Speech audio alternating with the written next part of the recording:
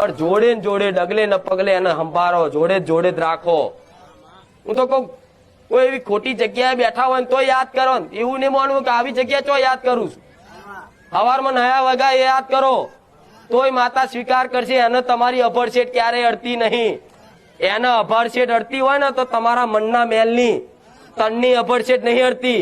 એના મનનો મેલ છે ને જે, એ મેલ ની અભડશેટ અડે છે તમારી માને. એ કભાવ છે ને તમારી મા પ્રત્યે, એની અભડશેટ અડે છે. નકર માના દીકરાને અભડશેટ હોય? દીકરો ગમે ત્યો લેટારો હોય તો એને માં એને સાફ કરી આલે. આ શું ખોટું? તો મારા દીકરા હોય એનાથી એવું કહું તું ગંધા તો શું ભાઈ, તું આવો શું, જા હેડ. ચારે માં કે, અને જે માં કેતી હોય ને માવતર ને ભૂત કહેવાય. કોઈ માં એવું કે તારી મને અભડશેટ અડી તેમ કે તું માં નહીં, તું ભૂત છું, જા. કોઈ તાર માવતર ચારે નહીં કે. પણ એ તમારી ફરજ છે, તમારું ધર્મ છે કે નહીં ધોઈ દીવાબત્તી ચોખ્ખા પવિત્ર રહેવું. પણ આ તો એક ભાવની વાત છે. એ તમારો મેલ નહીં જોવે, એ કશું જ નહીં જુઓ. દીકરો 4 દાડો નયા વગરનો હશે ને તોય માં નહીં જો 4 દાડાથી નયો નહીં.